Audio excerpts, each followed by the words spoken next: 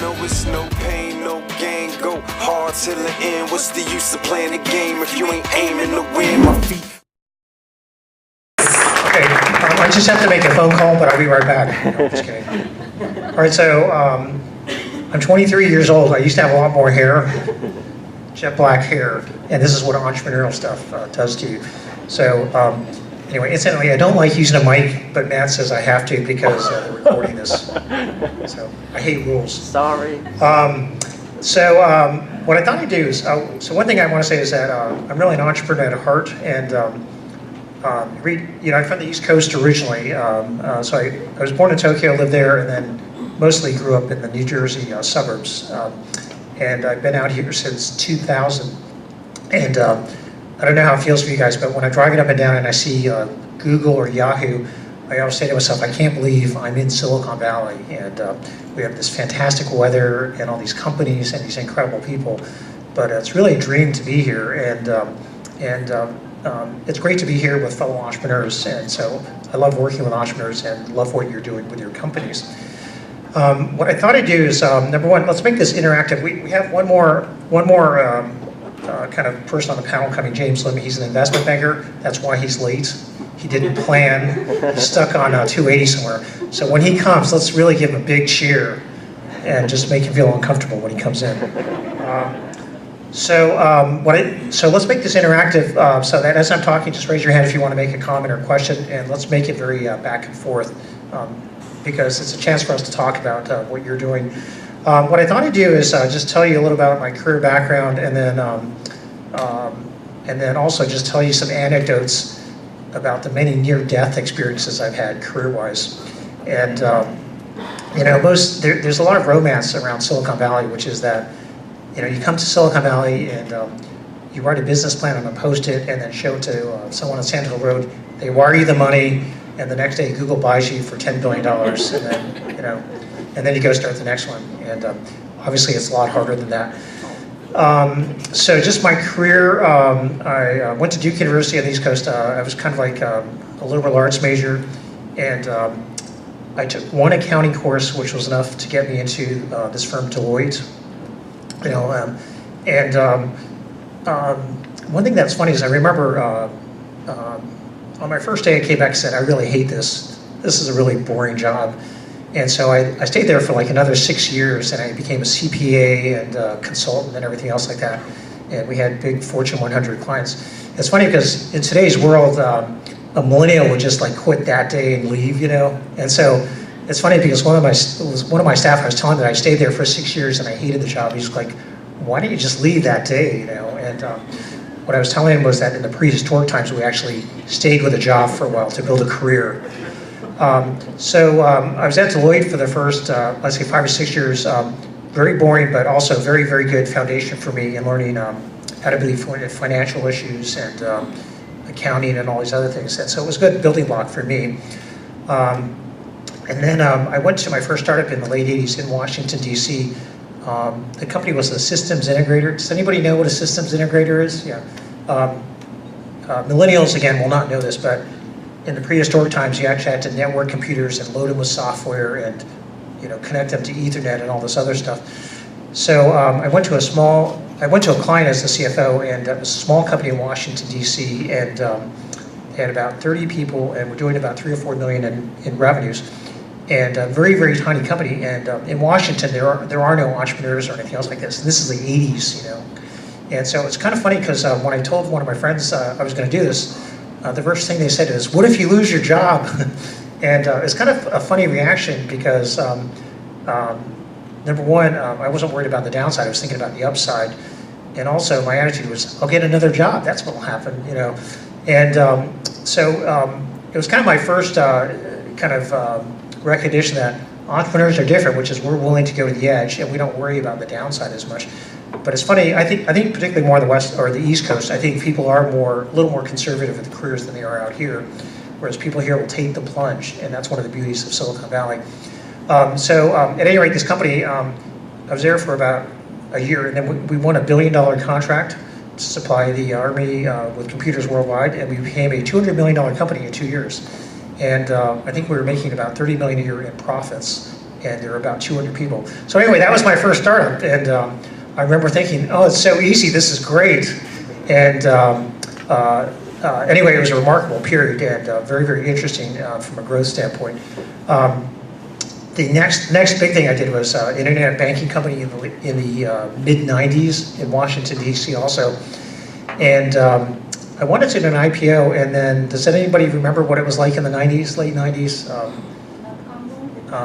This is, yeah. So it was a very frothy period, even more frothy than now, I think. And so it was funny because I was living in Dallas at the time, but I'd been recruited by this company and internet banking, and I really hadn't had that much exposure. This is around 95 or 96 to the internet. But I remember thinking like, you know, the internet's going to be big and banking is going to be big, so I'm going to take the plunge. And the founder called me and he said, before you move for this company, I just wanted you to know we lost all of our support from investors, and so we only have 30 days of cash left. And he said, so I needed to disclose that to you before you go any further. And yeah. So yeah, 30 days left. Yeah. And so anyway, I said, yeah, I'll be there next week. And so I went to this company with kind of an imperfect technology. Today it would be called a SaaS internet or banking SaaS company. So our customers were mid-sized banks, and on their behalf we offered internet banking and bill payment to consumers. And the company had basically been around for 6 years, no revenues, no customers, the platform did not work. And I still took the job. And I was there for about 5 years, but anyway, kind of around the clock, raised money for this company fairly desperately. And we had I would say a really bad CTO. Is this being recorded? The guy was an MIT undergraduate and a Stanford MBA. The worst CTO I've ever worked with. Like, he never delivered anything on time and it never worked. And also terrible UIs. Anyone who's a CTO, raise your hand. Do not do the product. The CTO always thinks they know what the customer wants. They don't. The technical person never does. Get a product person. But so at any rate, over a 5-year period though, we raised $100 million and we went public in like 99 or 2000 with JP Morgan. And then that company today was eventually acquired, but it's now serving 15% of US households in about 17 of the top 50 US banks.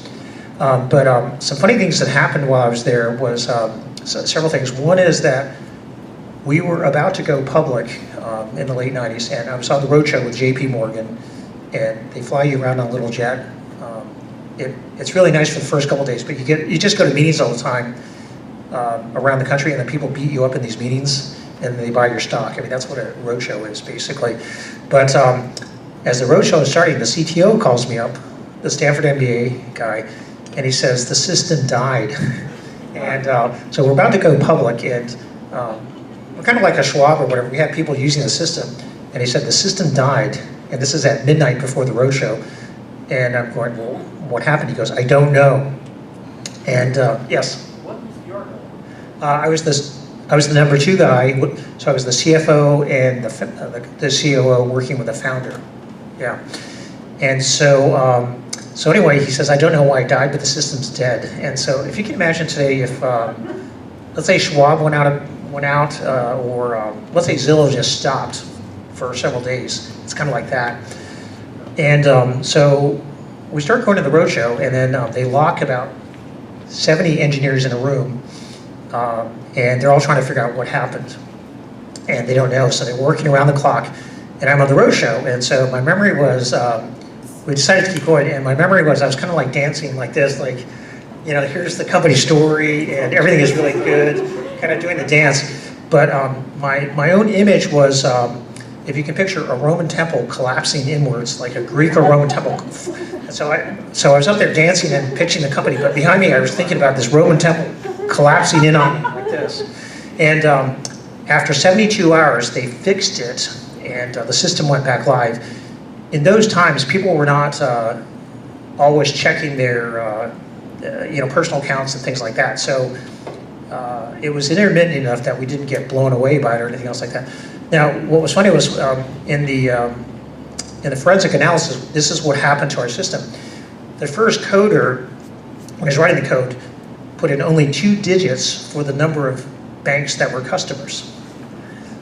So this was great until bank number 99, and then we hit bank number 100. So that's why the system died, because the first coder said, we'll never have 100, so as I said. Was his name Bill Gates? Yeah. So look, here's the most important lesson. Never let that technology guy do any design or anything like that. So, but I just remember that as like, basically like, holy shit, I'm gonna kill that guy. So anyway. I have a question, sir. So what made you take the job when you knew everything was so bad? No customer, no revenue, nothing. What makes you really take it? Yeah, his question is, why did I take this job? Yeah. It's a very good question.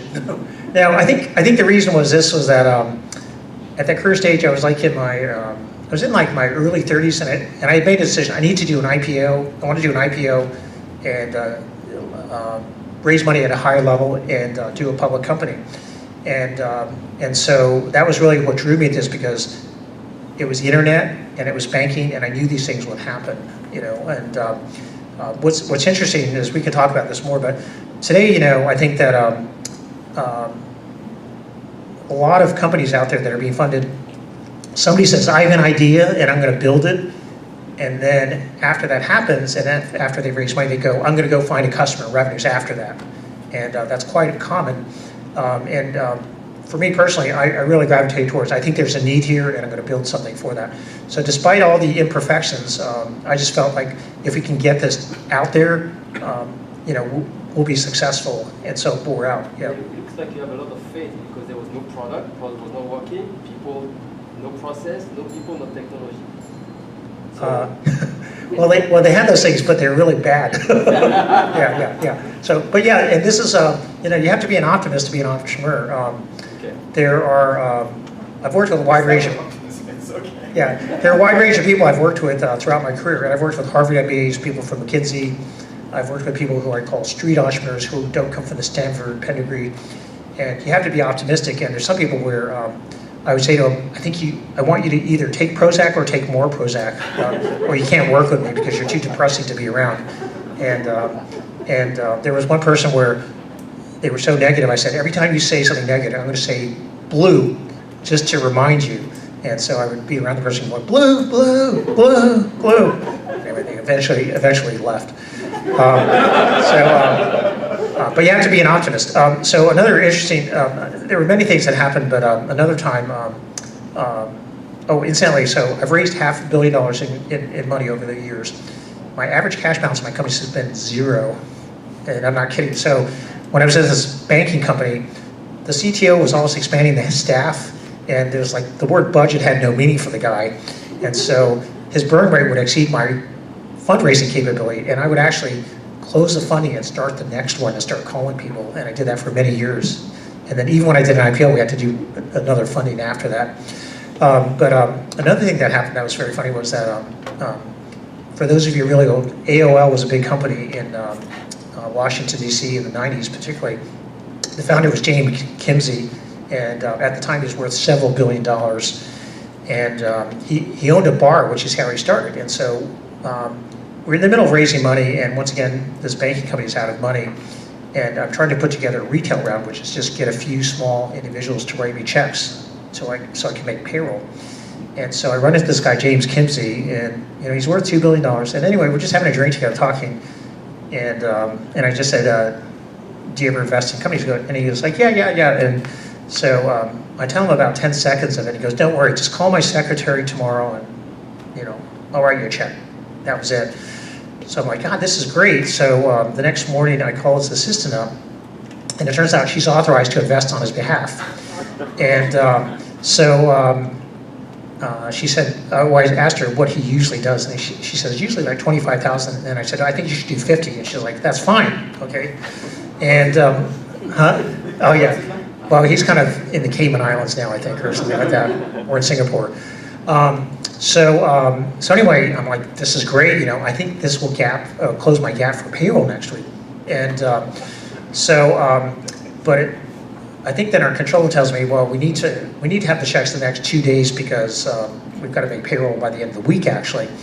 So then I call up the assistant and I said to her, hi, this is George again, and I'm sorry, but in order to get into this round, we have to get the check today because there's a cutoff. So I'm going to send someone over to pick up the check right away. I'm going to send a courier. And she goes, okay, that's fine. So anyway, I called the controller and say, get over to this address right now, get the check and cash it immediately. And so anyway, he did, and that enables us to make payroll that week. But see how random it is. I'll just tell you one other story related to this company. So in summer of 1998, we wanted to go public.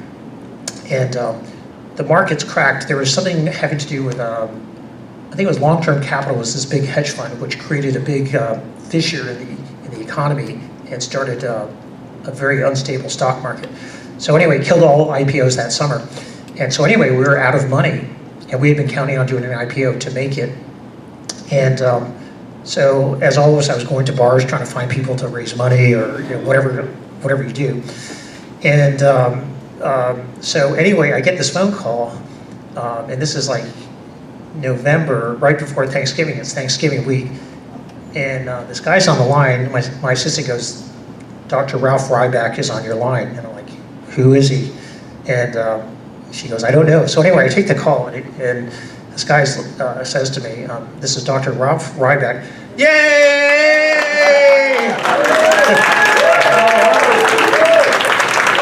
And now, in conclusion, I wish you a very good career.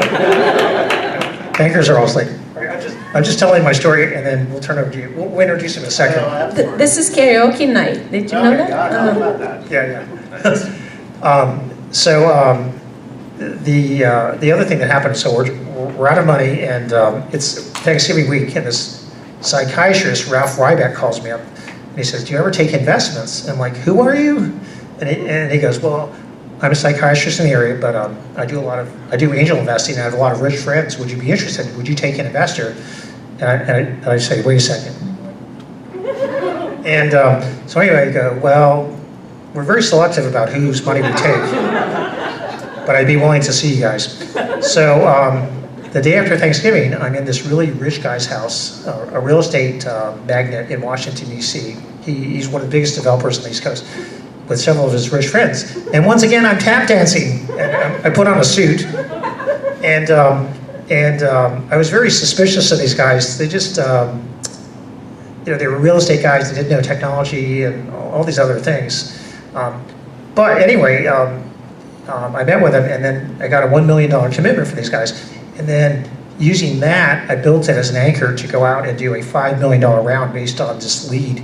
And so we closed that round on December 31st, before New Year's, and then we went public the following spring. But literally, we were out of cash Thanksgiving week, and then this crackpot psychiatrist calls me up and then take the call. One of the things I want to say is that, I think as an entrepreneur, you have to be opportunistic and look at every opportunity.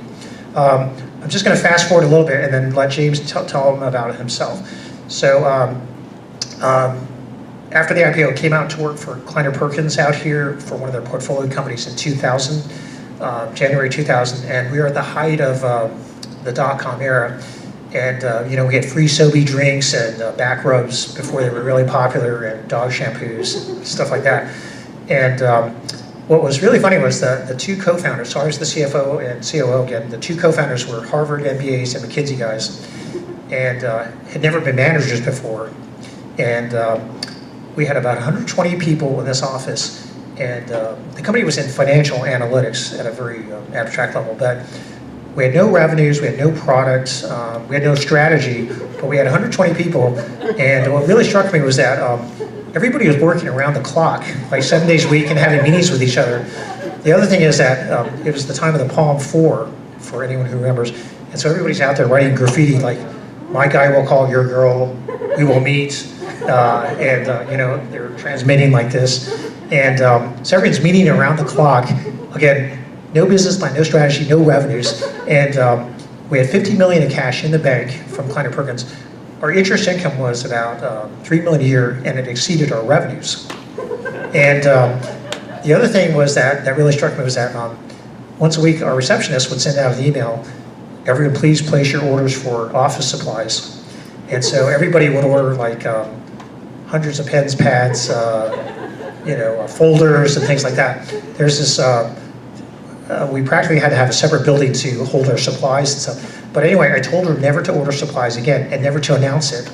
And then what's funny is that I still have a huge box of pens from that company, and that was we stopped ordering supplies in 2000. And so, but you know what my point is that several things. One is the startup is that it's a marathon with sprints. And there's a tendency for everybody to say, I'm working, are you working? I'm working, we're hustling. You know, it's not about that, it's about focus and execution on the right stuff, and it's about a marathon. And that's who's gonna make it. And so we're gonna see a shakeout over the next 2 to 3 years. And those that are focused with a business plan and actually revenues and customers are gonna make it. But it's funny because I'm working with these Harvey MBAs and everybody's working around waving their arms, and we eventually cut the company down to 20 people and built a fairly good product and sold it to D&B. We're doing about 600 million a year in revenues, but we did it with 20 people in 6 months and stuff like that. Just to fast forward, did a company called Memio, which was in the Dropbox space, Dropbox for small business. And basically, it was the turnaround, but we took it from 0 to like 15 million, sold it in March of 2014. I took a year off, and then I just started my latest gig as CEO of a company called Author It, which is enterprise software for life sciences. And what's really amazing is I know nothing about life sciences. And please erase that part. I want our customers are like Amgen and Pfizer. I want them to think I know about life sciences, but I don't want to say it's just another software company. And but it's kind of a young company doing 15 million a year. We have offices in New Zealand, Amsterdam, Seattle, and here. I just got off an 11-day road trip for raising money offshore. So anyway, so it's called Author IT. Yeah. So, but it's interesting. I took a year off and traveled to Europe and the Middle East with my family. It was great. But I think because of DNA, I couldn't stay away. So I'm back here doing it again. So let's go to James. He'll tell about himself, and then yes. I have a question. At what point do the startups need to take a CFO or CEO in their startup? So the question is, when do you need as a startup, when to hire a CFO or CEO? As far as the CFO, I think honestly, you need. You basically need a bookkeeper in the early days just to track your money, and most companies today are very payroll driven as opposed to complex accounting systems. You basically have payroll. So I think the first time you really might need a CFO or even a controller is when you take your first institutional money from a venture capitalist and they raise the bar on reporting and analysis and stuff like that. And more often the CFO is a later hire in the organization. As far as the CEO, I think founders should try to take the company as far as they can. They're often the spirit behind the product and the vision and stuff. At some point, I think founders may have a self-realization that they somehow may not have all the managerial and strategic skills to take it to another level, or their investors might tell them, one of the two. But that's how it usually goes. So, James.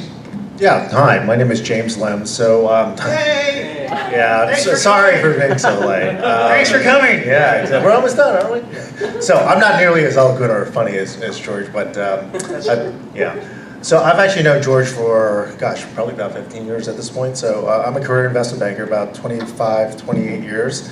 On the investment banking side, worked primarily for middle market investment banks. Originally started out at what is now UBS Securities. But then spent about 10 years at Piper Jaffray, helped open up their Silicon Valley office out here, focused solely on technology, ran the software investment banking group and the e-commerce investment banking group there. And then did a couple other stints at various places like Cantor Fitzgerald to start their technology investment banking group, as well as KeyBank Capital Markets, a bank based out of Cleveland, Ohio. It's the 10th largest bank in the United States. And currently, I am doing my own shingle, and I actually did sell George's most recent company, Memio, along with helping him kind of think through some of the financing options that he has available now for his current company. So, excellent. Let's see. I'll just make some other comments about fundraising. We'll talk about fundraising a lot better.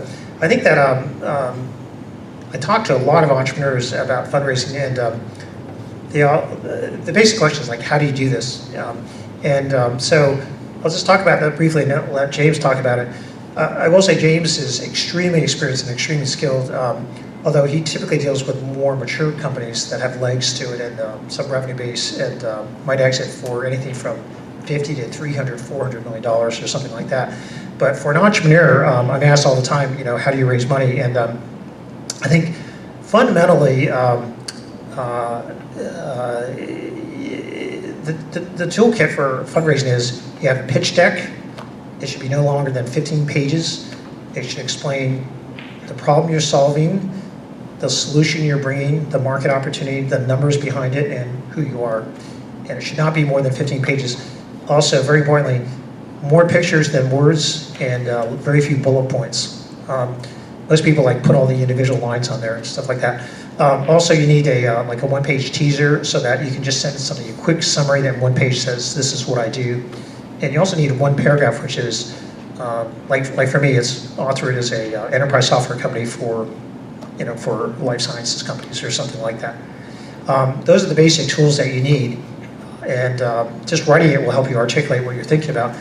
And I think the basic starting point, and particularly in Silicon Valley, is everybody knows somebody who's an investor, either angel or otherwise.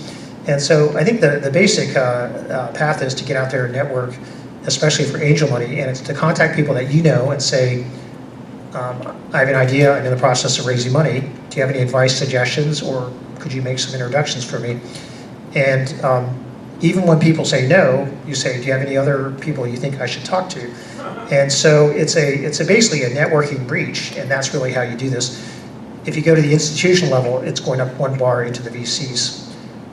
Any questions about that? And then I'll ask James any questions about the fundraising? What do you look for in an investor? Money. Yeah.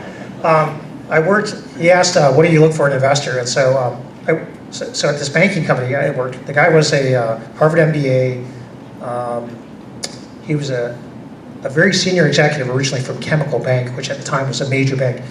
And we'd be out of money, and I'd bring him an investor, and he'd say, they're not good enough for us because I need JP Morgan or Goldman Sachs. They're not good enough for us. And I'd say, do you have any money? And so we would end up taking the money. But I think there's a hierarchy here, which is, number one, if you have no money, you'll probably take any money you get. If you have choice, I think that probably the most important thing I would look for is chemistry. Is this someone you can work with? It's like a marriage, so can you work with them? Number two, do they understand what you're trying to accomplish? And I think those are probably the most important things. How fast did you get the money from the initial talk about that? I talked to a lot of first-time entrepreneurs who are out there raising money, and I think that the basic rule of thumb is it takes forever. It takes about 6 to 12 months to raise a round, and you have to be conservative about it. But the reason is because you have to get your stuff ready, start reaching out, have follow-up meetings and stuff. Do you want to? Yeah, let me add to that. So, to George's point. Talk about institutions. Yeah, so a couple of things. I think to sort of elaborate on some of the comments George has made. I think George kind of hit it on the head. The reality is, I think for early startup companies, the likelihood of getting sort of a pure institutional investor right out the chute is probably relatively low. We've seen a general trend across the board. It's the people who used to be sort of early stage seed investors, they've all moved up the stack. And the reality is they're becoming more late stage investors, right? So if you look at all the statistics and look at sort of who's getting funded and how they're getting funded, most companies actually have some degree of maturity to them. So the average now, I think, if you think about it from the formation of a company, it's about 2 to almost 3 years before they get true institutional funding along the way. And I think from George's perspective, trying to network early on, and I think a key to that is at the early stage, trying to create an advisory board that can help you in that capacity. And in some instances, you may want to actually add somebody who comes from sort of more of a traditional sort of finance background, who has networked and done a lot of work with guys on the other side. I'll give you a good example. There's a company down in Santa Barbara, Hotbed, but it's a company called Phone Halo that competes with Tile. And so They've been around for about 3.5 years. They've been pushing really hard over the years to try to get institutional funding. Never really there. So they went to angels and sort of entrepreneur funds to kind of provide sort of drip financing along the way.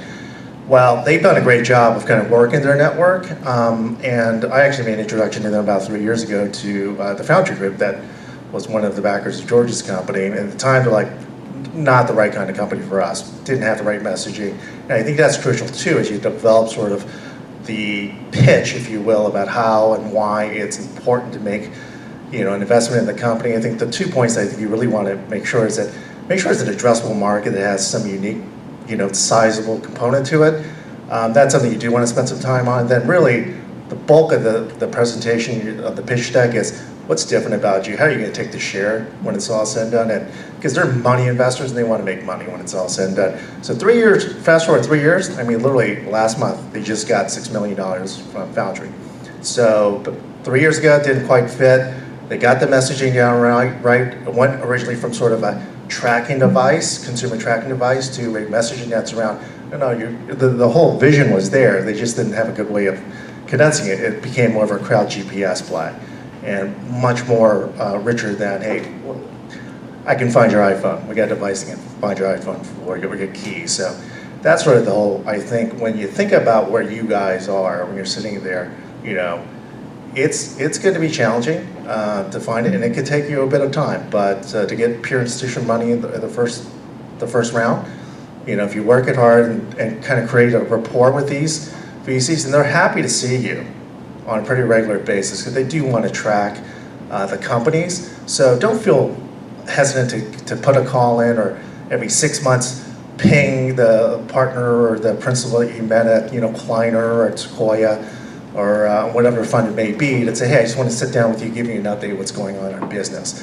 And you'll find that as you do that, you create sort of credibility with the ability to say, hey, remember what I told you we would do? Well, we're starting to hit those milestones now. So I would definitely say, be focused on networking as hard as you can, and always take that meeting, and always try to push to get that meeting. Questions? Have you ever been upset that you took too much money? Never. That's my point. I hear a lot of people say, oh, we don't want to give too much solution or take too much. Yes, I want to add to that point because I've seen enough companies do this, and dilution seems to be a really hot point, I think, for a lot of companies. It could be, and it's interesting. Sometimes it originally starts with sort of the founders when they're trying to raise the first round of money. They're like, oh, I just don't want to give that much up.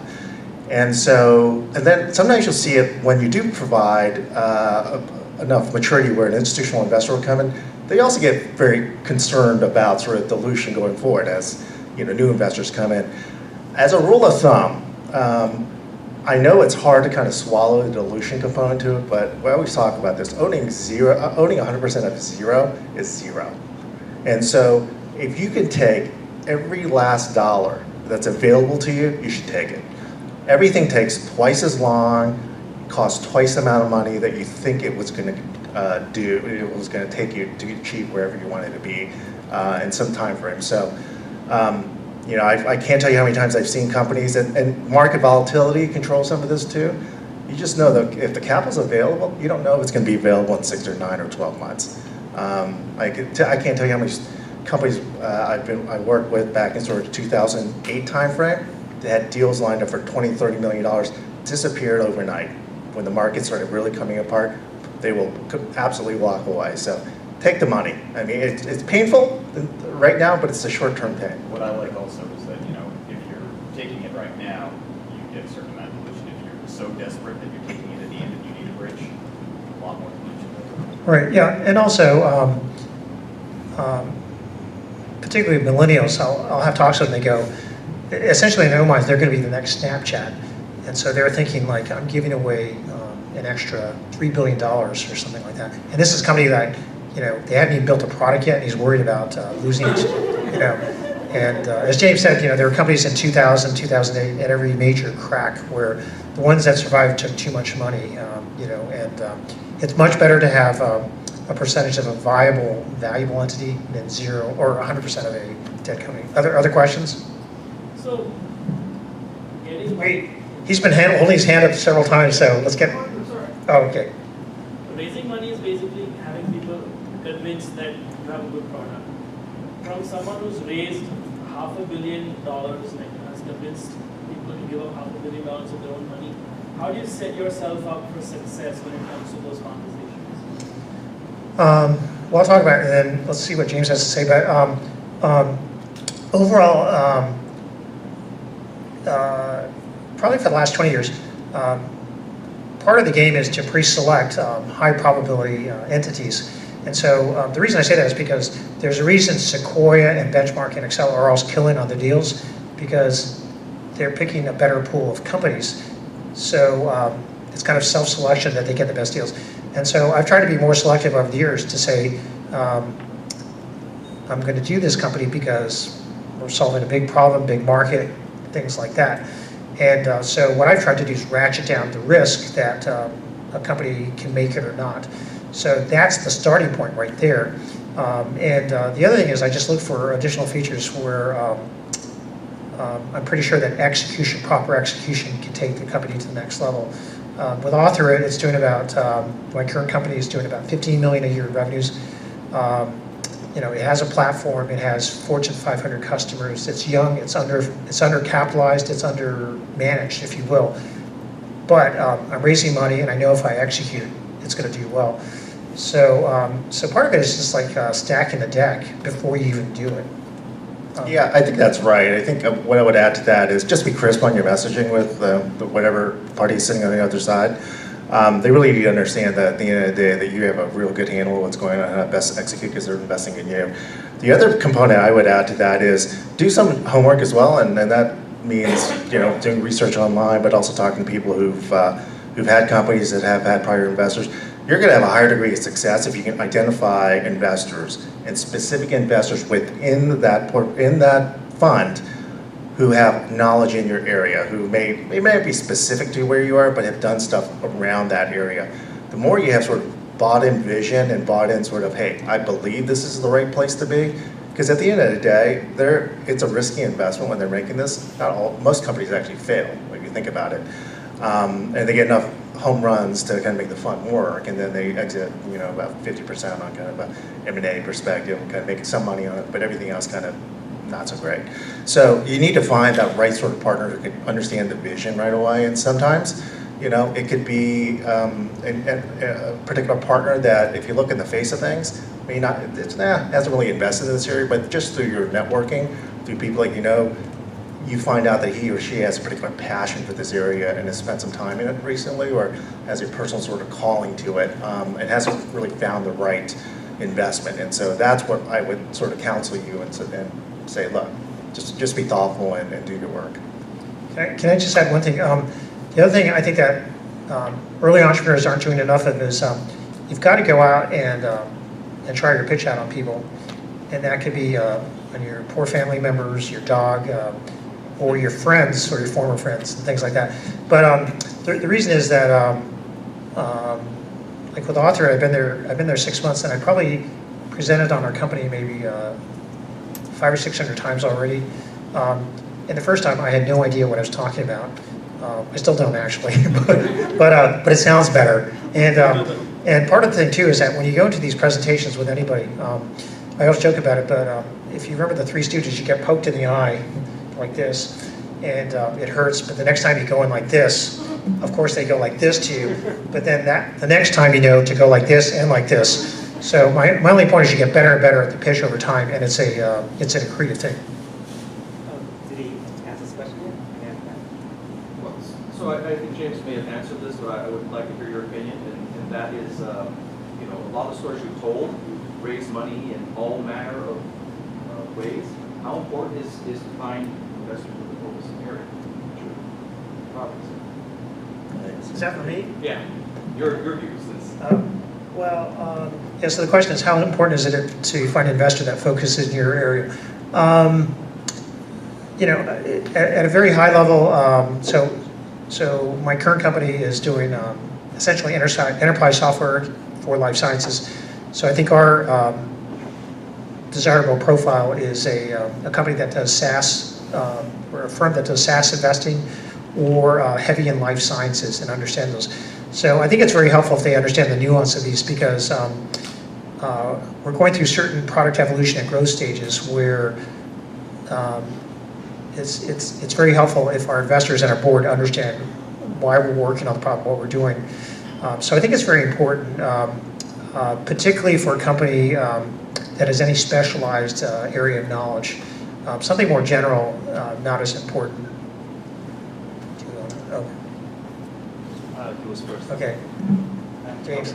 So I noticed when I start pitching, there's like many buckets of investors, like 2 or 3. So I have like 4 types of pitch that caters towards each one of them.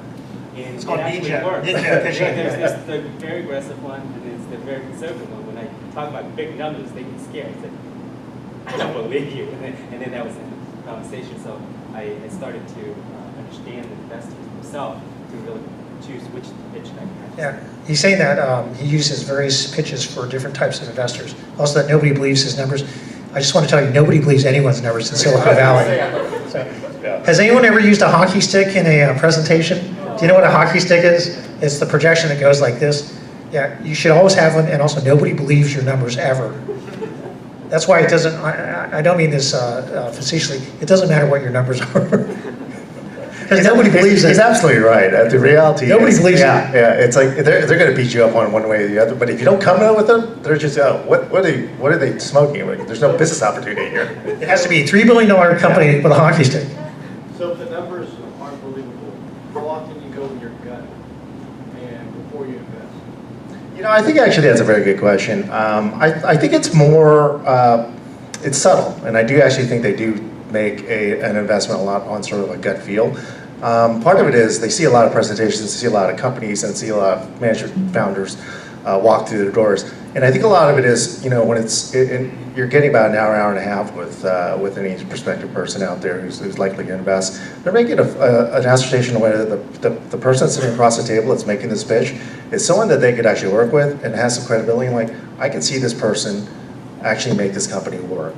And I can tell you that it isn't often, believe it or not, that the best product wins the marketplace. It's actually pretty rare when that happens. Oftentimes it's the average product with the incredible management team that has a vision, the ability to execute and get people around and to buy into that vision, who are employees, and can create that passion and get that thing done. So I think as much as anything else, they're actually trying to see if that's something that they can glean in the meeting with you. Sometimes the best product, they're like, oh, great, I love the product, I don't know if this is the right group. You can still get an investment from them, but it'll probably be an understanding that love the concept, love the idea, love to make the investment. I'd like to bring some sort of, parent supervision to this if you don't mind, and they'll make the investment, but the clear understanding would be within a reasonable time frame, there's a succession path that brings in a professional CEO who's done this before and has done, like situations. So I do think, in fact, it is quite a bit of a gut feel. Now they're going to test you on the numbers because they want at the end of the day, they want to know that you actually have the conviction that you can actually drive to that. Now, I think at the end of the day, they know that's highly unlikely, but they want you to work for them hard. Question. Sorry. My question is, you guys make a good point in terms of finding the same VCs that are in the same space. My question is, should we be worried as founders when talking to VCs who actually invested in a competitor? Yes. Can they give this information to a competitor? Yeah, so I'll just make 2 quick comments. He's asking basically, should you be worried about the confidentiality of your plan when going to VCs who already invested in the space? I think so. One of the, as James said, you generally want to take the meeting because you can practice the pitch, and also you never know what's going to happen in the meeting. What's a slightly bad practice is there are some VCs who actually have no intention of investing, but they bring you in to help educate you themselves on a space, or they want to learn about the competitive landscape and use you for research as well. So I think you have to kind of make an assessment of whether that's going to happen or not. The other thing too is that I meet a lot of entrepreneurs who, they say, George, I've got a great idea, but you can't tell anybody. I have this idea to put ice cream balls on a cone, and it's really an incredible revelation. I'm like, everybody's doing that. And my only point is that any idea anybody you've thought of, it's probably been thought of before. The question is, can you do it better? And in my own opinion, largely outside of certain very proprietary intellectual areas, good entrepreneurs tend to talk about the idea and then get perspective and keep on evolving it as a result of the conversation. And I think it's less effective if you hold it in tight. That's different from going to a VC. But a lot of very early entrepreneurs think that they can't tell anybody. And it's stuff like, I have this idea for a vehicle with 4 wheels, and nobody's ever thought of it. And so anyway, do you want to? No, I think George is absolutely spot on that. And I think at the end of the day, I'd be surprised if you guys haven't gotten calls from a lot of VCs along the way and sort of associates who work for them. This is their job, to go out there and find companies. And the reality is, oftentimes you're getting an inbound call kind of at this stage. They're doing market research on it, and that's okay. But you get your name out there, and you get an opportunity to go and kind of pitch the concept and the story to them. And they have some interest in it. So they may be looking at a company that may be in your area, but the reality is, if you're convincing enough, you get on the radar screen, you may be the guys that they end up backing, and not the other team that they're looking at. So oftentimes, you're not the only company doing it. I know, as George alluded to, it's oftentimes there's a lot of competitors out there. And it's okay getting the messaging out there, because I think the crisper you are with the messaging after repeated interactions with prospective investors, the better you're going to be, and you get a better vision of sort of how you want to pivot the company as things develop. How much do you care about IP? Because it takes like 3 years to get a software patent now, and how valuable is a provisional patent if at all? Yep. Look, patents are better than not having patents. I think at the early point in your life cycle, you kind of got a decision you have to make on sort of research allocation. I think as the company matures, there's a lot to be said about having patent protection and trademark protection, but really around IP protection. At the early points, to the extent that you can provide some provisional stuff, it's relatively less time consumptive. Yeah, why not? Go for it. But if it's going to significantly slow you down, I think in terms of resources. Is it ever a deciding factor as well? Is it ever something where you go, if only they had a provisional, I would invest in that? I would say it's rare at sort of the early stages. It does become more important as the company gets to some size and they're concerned about companies already on the radar screen of big competitors out there. What do they have to kind of protect themselves? But at earlier startups stage, it's been rare in my sort of experience to say that it's the sort of tipping factor with early stage VCs. George, I don't know if you have a view on that. I think you said it well. I have a question. So you built and sold 4 companies. When is it time to sell? How do you figure that out? Well, it's funny because one of my board members, he was founder of a company called Postini. I don't know if you know, sold to Google for $600 million. And he would always tell me, George, it's better to be bought than to be sold. And the inference is that when you're viewed as valuable, somebody will swoop you up for the maximum price. And so I think it's highly desirable to be bought versus sold. And then, at least in one case, I was running out of money, and so I had to go find a home for it. So I had to go out and hire a banker and sell the company. But I think it's, I think in terms of time, I think you kind of look at the stage of the company and see what your target return is for your investors, where you're valued at, what you can get the company sold for, and I think those are factors. I have a friend who's a billionaire, and I asked him, how did you get so rich? And he said, I sold too soon. And, so I think that's somewhere. I sold too early. So yeah. The other thing is that the one thing I want to stress about raising money, it's a numbers game. And so for any of those who have done either brick and mortar dating or online dating, if you don't ask anybody out, you're never going to go on a date. If you ask a lot of people out, no matter what a hideous person you are, you'll probably get on a date. In 2003, we were in the nuclear holocaust of Silicon Valley, and I'm working for a Klein & Perkins company, which at the time was a very hot firm, and we were trying to raise money, and the valley was just completely dead. And I contacted 400 VC firms around the country, including, and also overseas. So 400 firms, outreach. We got 160 meetings and about 40 due diligences, and we got one term sheet. And we closed on it. But my only point is that it's a numbers game. And sometimes I think early entrepreneurs will go on the first pitch and it's not great. They're going, oh, we're never going to get funded. They want a one pitch. So it's a numbers game, and you got to get out there. And that's why I said plenty of Lexapro, drink plenty of fluids. Yeah, it's like baseball. I mean, literally, you're a winner if you can hit 300 in the major leagues, right? And that's absolutely the case. The average company will probably talk to 150 to 200 prospective investors out there in the early stages when they're looking for money. And out of that, you're going to find one or two guys that are going to step up to the table and write you a check. So it takes a lot of perseverance on your end to get that money in there.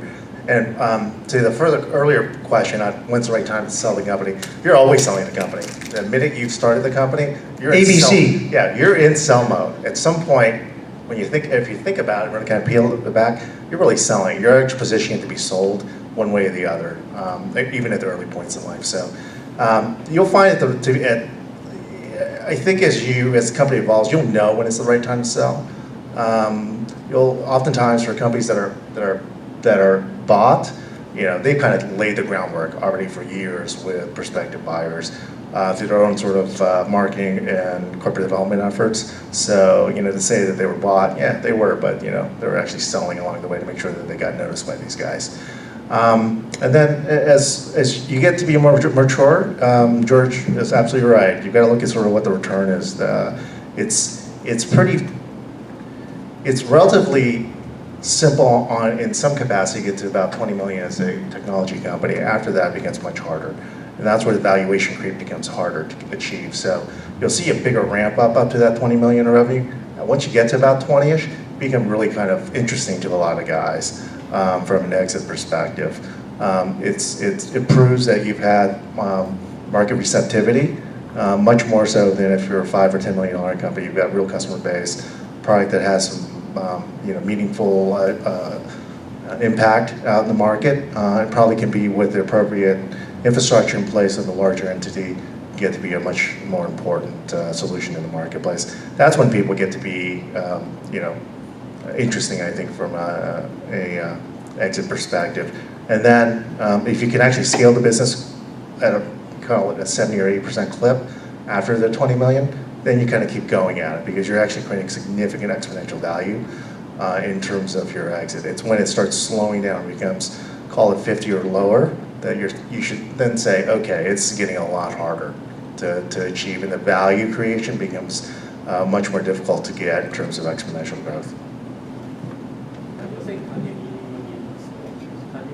Yeah. If at 20 million, if you become more attractive, because it takes if you think about a prospective buyer out there, they're roughly almost expending the same amount of resources and effort to buy a small company with just a product with no revenue than it is to buy a $20 million company or a $50 million company or a $100 million company. And so from their perspective, what's the bang for the buck? Does it actually turn the needle for them? You could be the next acquisition target for Google when they look at this and say, oh, no revenue, but they've got some sort of metrics that are so compelling that this could, off our user base, this thing will explode. I can charge $1 and it's $1 billion company. So that's a different sort of component. But if you're a software company, for example, yeah, it's a tough task to ask Oracle or SAP or any major company out there to come step in and buy a $5 million revenue company. Oftentimes they're looking for a $50 or $100, $200 million company to make it meaningful for them and to actually turn the needle. Can you shed some light to help all of us on, you talk about revenue, but for a company like WhatsApp that get bought like $90 billion and make zero, and then get the growth in the user base, can you explain the math here? Yeah, the math is exactly right. They're using a user-based metrics on it. So those who effectively signed up and used for it, yeah, it's the same. It's a thing. If you think about it, right? If they could charge you $1, and all of a sudden there's $1 billion revenue if they wanted, right? So they're looking at some of the components of that, sort of how much does it cost them to actually acquire a customer, quote unquote. And so that's the metrics that are being calculated in that as well. So When you talk about YouTube and how much it cost, where it was and where it is now? gosh, I don't know the specific metrics on that anymore. It's been a while. Well, YouTube was bought about 10 years ago Yeah, for, 10. was it like two or 3 billion? A little over 2 billion. Yeah. So yeah, YouTube came out of the box and was very, very popular and got snapped up for $2 billion by Google at the time where it really had no revenues and no revenue model. But the premise that Google bought it for was that it was an incredibly useful application with explosive capability and explosive user adoption, which is why they bought it. And today, I don't know what the revenues are, but they're probably generating billions in revenue from that. So it was actually a bargain, but at the time, it wasn't monetized, and who knew? But it's an example like WhatsApp, which is, Or Waze, right? So it's what mapping technologies on a mobile device is probably what the second most utilized thing on your cell phone, right? They have a massive user base, and so for Google, that was an attractive component for them to be able to develop their own and then acquire every user. The cost of getting a new user on, it's costly, and that's essentially intuitively sort of the math they're making in their head. It's still a big risk, I think, personally, because it looks like 350. I think there is a 350 million users, maybe 50 million users per month, but to put numbers behind that, I don't know. Yeah. The pricing on some of these deals is quite arbitrary, and what's up Snapchat, things like that. Another example is, I think this was more tangible, but PayPal was a private company, 15 or 20 years ago, and started emerging as a very, very strong company. They filed for a public offering, an IPO, and that's when eBay snapped them up. And I think eBay paid like a couple of $2 billion for them, which was considered expensive at the time. Whereas today, PayPal has much stronger prospects and bigger than eBay. But again, it's about the trend and the momentum of the company or whatever. So let's see. Some other things about raising money. Let's talk about just valuation in general. So a lot of people say like, number one, what do I raise money with? What instrument? And also, what's the valuation thing? So I'm just going to make a few comments and then turn it over to James. So, in the old days, what would happen is someone would create a company and deplete their savings, deplete their friendships, and then be ready to raise money. And they would have spent like 50 years of their life doing this thing, and then go to raise institutional money. And then the angel investor would say, I'll give you $50,000 for half of your company. And the guy would go, that's insulting. You're telling me that my company's worth $100,000? I've spent more than that. And then the investor would say, you should be grateful. You have no product, no revenues, no business plan. I'm doing you a favor. And so you can see that there's an emotional divide at an early stage company. And it's very difficult to value the company. And that's why most companies have gone to convertible debt and bridge financing. And you guys probably know this, but the way it works is you take $1 million and it's a loan repayable in about 24 months. During that 24 months, presumably, you're going to build value with their money and then raise a bigger equity round, which makes the company very valuable, and their debt converts into that at a very discounted price. And if you don't raise money, they take control of your company, but there may not be anything in that case. But my point is that the reason that everyone's using convertible debt is because, as they say, kick the can down the road, which is defer the whole discussion of valuation because of that initial dynamic I mentioned. So let me add to that. I think, that's clearly sort of, there's a general market trend toward that. There's also, as everyone knows, sort of founder funds that are coming and providing some seed financing. But when you're looking for like real Series A money from an institutional investor, it's a bit of a tricky component to it. It's more art than it is science. You're going to provide projections. They're going to kind of sift through it, and oftentimes people will tell you, well, they're valuing it based on your revenue projections, and there's some truth to it. They're also looking at sort of the total addressable market, figuring out at the end of the day what percentage you guys could potentially get. A lot of it, however, is predicated on the fact of what's the return metrics that they need to get out of the fund, and how much money do you need to kind of get to a specific milestone that they say, okay, this is creating some real next step value that they can step out the value and get some more money on. And then they literally go into a black box and say, okay, so the company needs $5 million. I need to own about 20-25% to make my return work based on the hurdle rate that I'm looking at. Oftentimes that's how valuation is set. It's a little bit of a sort of a black box gut art component to it.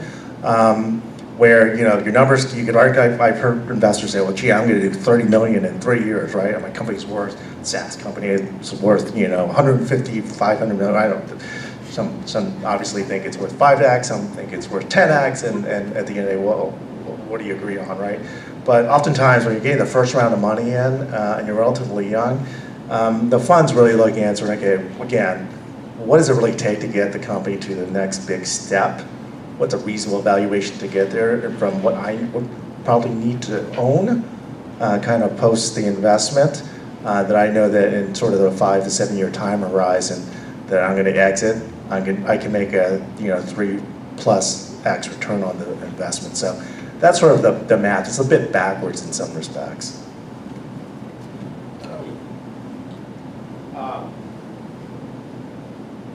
Do the two of you speak at Stanford and Berkeley and not why aren't you teaching there? Because it's really valuable information and insight that helps so many budding entrepreneurs. Like we're only here because Dia tricked us into being here. It's true. He came from Australia just for this. Yeah. There's smart people in here too. She tricked us and she said, do you have that November 12th open? Oh, I've already told 100 people. I've sent out the invitations. So anyway, yes.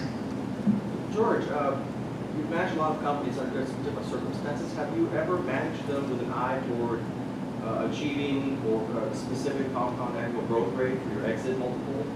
Or is it just take the revenue where it comes? Let me think about this. So it's funny because in Silicon Valley, I'm sure everyone here reads a lot of blogs, and also we see speakers all over the place, and they're pounding their chest and they're tweeting like crazy and pontificating about whether it's a bubble or not, and all this stuff. So anyway, there's all this advice about how to run a company and how to create a great exit. For me, fundamentally, the focus is let's create value for the company, which will create growth and create cash flow. And so if you do those things, everything else will take care of itself. People will be interested in buying you. But I think a big mistake I see is that, particularly in Silicon Valley, is that we only hear about Uber and Airbnb and these exceptions, and those are like 1 in a million. And then everybody else thinks that they watch. Has anyone watched the show Silicon Valley on HBO? That thing is so realistic, it's scary, isn't it? Oh my God, it's like the double FU close on the VC or whatever. But anyway, so I think there's a lot of misdirected focus by a lot of smart people in Silicon Valley who they hear this is how it's done and they do a certain thing or a certain management style or a certain focus. But for me, it's about creating value in a big market and create cash flow in a business. And if you do that, everything else will work. I think you're right. I have nothing to add on that. Do you guys pray to God? Pray to God? I pray a lot. Yeah. And the other thing I want to say is that, especially with early entrepreneurs, they go out there and start pitching their business, and then and you have to have a thick skin because your really good friends will say this is a dumb idea, and then the people you don't know so well will kind of start reading their BlackBerry or their iPhone while they're talking to you and start sleeping or something like that. But you have to have a thick skin. But the one thing I think that with the best entrepreneurs, they keep on processing the feedback, good or bad, and so they keep on calibrating what they're working on. And the reason I say this is that there are companies that start as one thing and end up as something completely different, and then really crush it. And so there's value in the interaction, and there's value in the feedback, good or bad. And the good entrepreneurs are processing that. And so I would say for any of you who are doing a startup, I can almost guarantee that whatever it is you're doing today is not what you're going to do later on. With this internet banking company, it was in the 90s. The founder, his idea of banking was he had a modem-based telephone. It was a modem-based telephone, and you picked it up, and it had an LCD on it, like an ATM. And so it was a dial-in banking thing, and that was his vision that it was going to take over the world. And I said, "You're effing crazy, you know, this is a dumb idea." And he had this clay model of a telephone that he carried around with him. And I still have one of these phones in my office as a memento. And then we secretly developed an internet banking version and went public with that, you know. So, but whatever you're doing, it's going to be different. What do you mean secret? We Just a joke, I'm assuming. no, we had a stealth couple of stealth developers who created. We went from a modem phone to a PC dial-in version of internet or of banking during the AOL days, and then we had like a rogue developer and a product person kind of designed a internet UI and everything else. And then we showed it to the guy, and he said, "I hate it," and then we did it anyway. So you mentioned value a couple of times. It's really abstract. How does a founder know that he's really creating value for a market? Well, I think at the end of the day, if you're, you're getting sort of pull through from the marketplace that says, "Hey, this is actually a pain that we have," and you may not have the product in hand, but it's something that you've got the right sort of vision that aligns with the customer base that you think you want to kind of attack and they have a need for it, then you're kind of on the right path when it's all said and done. And oftentimes you can actually find that they will do some co-development with you if they find it compelling enough. There's a company I'm working with now that's exactly the situation where they had sort of a front-end component to it, but not a back-end billing component. And they had such a pretty slick sort of front end that one of the large customers at the end of the day said, "Look, I would actually use you guys if you could integrate into a billing system, but you know what? I'd rather just go to one place to have this. There's some competitors out there, but you've got such a great front end to this that, have you thought about doing this?" "Well, we don't have the resources." So, they did some co-development, some mapping and some vision work together. And ultimately, the company put in $5 million of a strategic round, and we're going to go raise $35 million off that $100 million valuation that the strategic put in. So oftentimes it's not, it's not always the VC that comes in first. But I think you create value when the end use customer tells you that you're helping them potentially solve a problem they need solved, and you'll know. Okay, maybe one more question, and then I think you had a question too. You had a question? Yeah. Can you speak a little bit to using investors once you start getting investors on board? Using investors as a resource to not only, of course, get more money, but also grow your business. How have you done that? How have you approached that? George, they really help at all, or it just comes to board meetings and eat lunch? Well, in my youth, I would always tell people when I was on the street, my company takes only the smart money. We have the smart money in our company. Now I realize it's an oxymoron, but now we look for dumb money. We want their checks, don't call us now. But I think that, let me think about this. It's a fantastic thing if you have an investor who can really help you in the business, either through introductions or sector knowledge or operating experience as a CEO or an executive. So I think it's fantastic to have. I think that what's really tricky in Silicon Valley, and so I've had investors in Silicon Valley, the East Coast, from Europe, Japan, everywhere else, but in Silicon Valley, there's a slight danger that you'll have a Stanford MBA who's evaluating a deal and who's on the board, and they may have gotten lucky on a couple deals that made a lot of money, but they really have never run a company. And so there's an irony to me that over the years I would be on Sand Hill Road and we'd be in these lavish offices with these very attractive 35-year-old women with a chignon and chocolates at the front counter, that thing, and water bottles. And they'd be lecturing me on burn rate and conserving, and also, ironically, my companies were thriving or on the way to exit. The VCs who I was talking to were actually going out of business and not getting the next fund. And so there's a danger of this in Silicon Valley. But one of the best investors board members I had was Scott Petrie. He was the founder of Postini, Google executive, and he's now doing another startup. And I'm a little biased towards having former executives or founders primarily. And a good board member or investor will help give you feedback. They will not try to intrude on the company. They will also, on request, give you valuable introductions as opposed to ignore your request or your follow-up. And they'll follow through with commitments that they make to you. Yeah, I think that's actually an important component. I think when you look at investors out there, there's sort of two kinds. There are those who've actually come through sort of the operating side of the world, and those who are just financial guys. And they can be both helpful, just in different capacities, right? The operating partner who happens to be on your board through a fund can provide an incredible amount of insights or how the mistakes that he or she made along the way, or companies that they work with, they have, I think, a much deeper appreciation sort of what it's like to be on your side of the table, and can be really additive and really supportive along the way.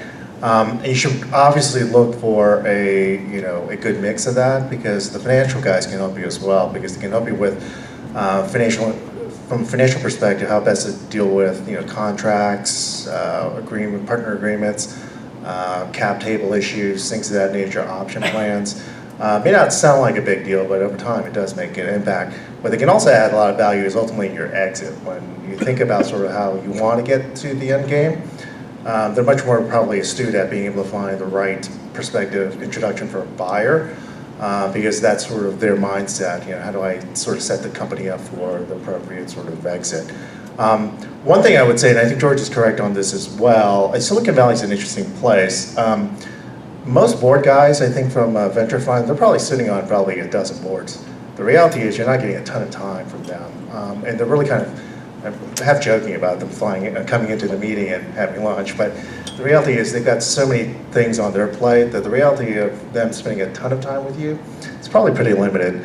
I think if you can try to find a good mix from a board perspective, obviously get the VC who's got who sees your vision, but I think if you balance your board out with operating guys who've kind of been in the area, can provide some insight and some assistance along the way, I think you get a lot of bang for your buck, because they may be helping other companies, but it's not at the same level of the magnitude.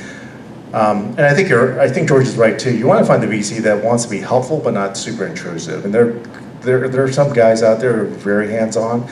Look, your company's struggling, they're going to be hands-on. There's no question about that. But they oftentimes the right partner, somebody there who will kind of take a seat back and say, hey, you guys are doing a great job. How can I be helpful? And that's when you want to be able to take advantage of that and use the Rolodex as much as possible.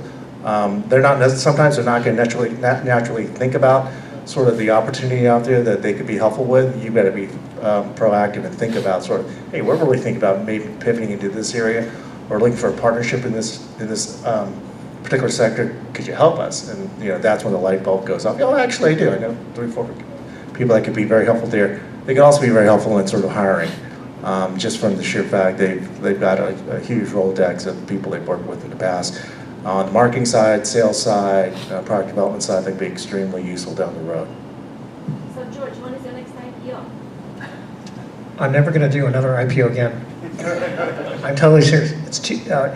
It's too much work. It's a pain getting beat up by investors on a quarterly basis, and so you can have an all-cash exit and take a vacation if you do a private company. Very last one, very interesting one. Have any of you guys ever done a reverse merger? They're not really good. Yeah, I would generally say there are a couple that have worked over the years, but I would not recommend that. Generally speaking, for a variety of reasons, but first and foremost, you've kind of already aligned yourself up. It oftentimes is a situation, you're getting a little bit of money along the way, but it's a tough road to haul to get out there, get real credibility. Well, let's George. give it a big Yeah, thank you.